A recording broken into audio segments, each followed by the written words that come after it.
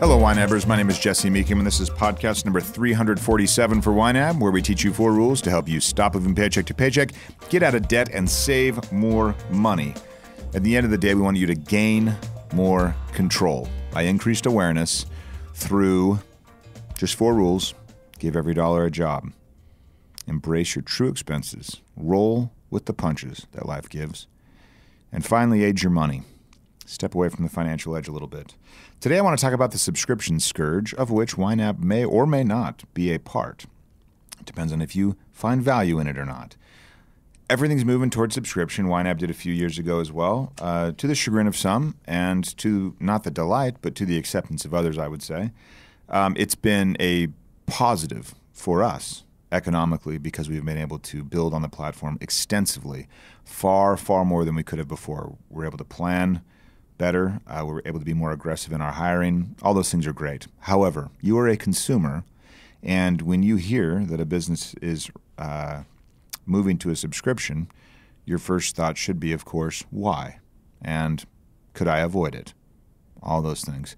And as the business, on the business end, where we sit as a software services company, we have to justify our value. So my challenge to you, and you could start with YNAB, is to make us justify the value of the subscription. And you need to do that for each one of the subscriptions that is perhaps scourging you. The easy one to nail is probably cable.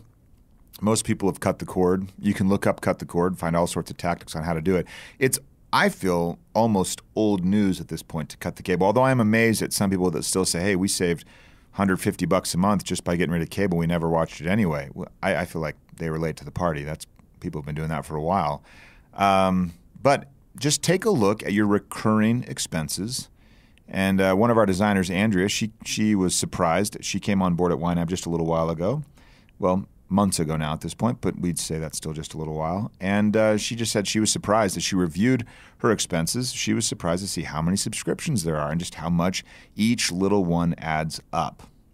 I actually like that we do an annual subscription because it's not this sneaky little small amount. It's kind of big. We warn you that it's coming. Make sure you want it, all those things. But, you know, you look at Dropbox, Spotify, Pandora. Do people still doing that with Pandora? Apple Music, Netflix, Hulu, Amazon Prime. They do the annual as well. I think you can purchase HBO through Amazon Prime now, perhaps. Cable, as I mentioned.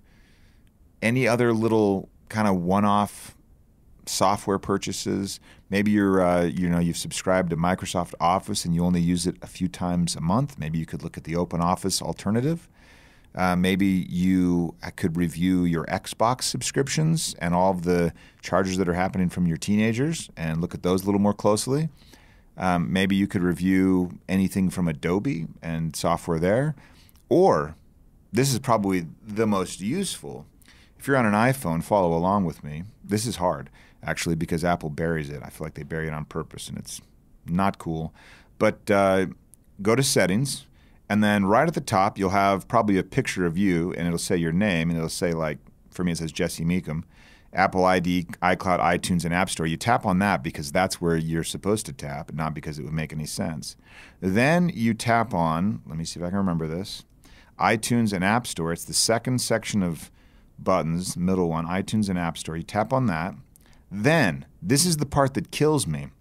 At the top, it has in blue Apple ID : and then the email address you use for your Apple ID. Tap on that. Then you have to view Apple ID. You tap that. Now I'm just waiting. Then Face ID goes because I got the X. It'll be Touch ID if you have that one.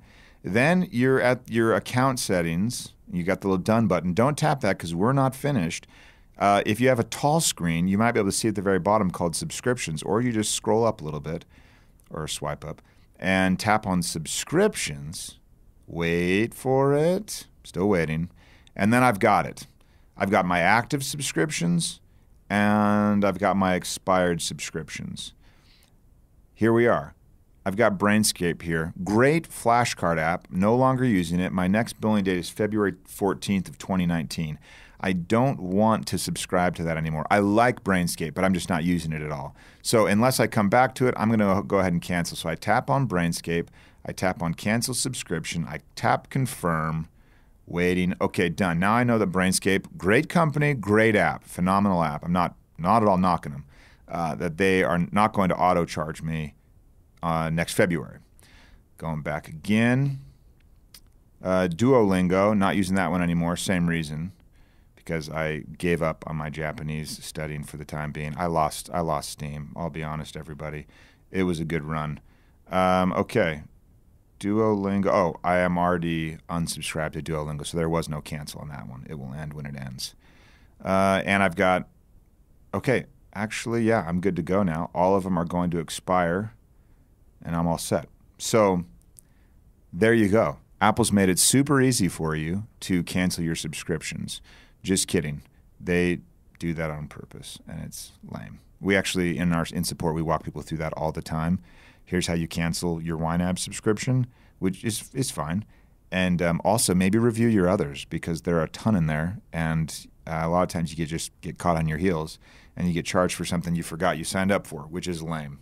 If that happens to you with YNAB and you forgot you signed up, just write us and we'll refund you. We'll even eat the cost that Apple, their cut that they take. So this is the subscription Scourge. Just do a review.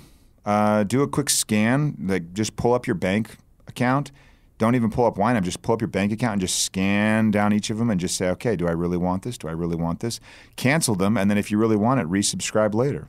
But cancel first as a default and see if you don't get, you can't wrangle a few more costs. This isn't going to be the big money maker like, moving closer to work would be, or downsizing your home, or driving a less expensive car, perhaps, but it's a good step in the right direction, and any money you save you can send on to do something far more meaningful for you, like take you on vacation or pay off your debt, anything, but certainly not pay for things you don't actually value. Until next time, follow YNAB's 4 rules and you will win financially. You've never budgeted like this.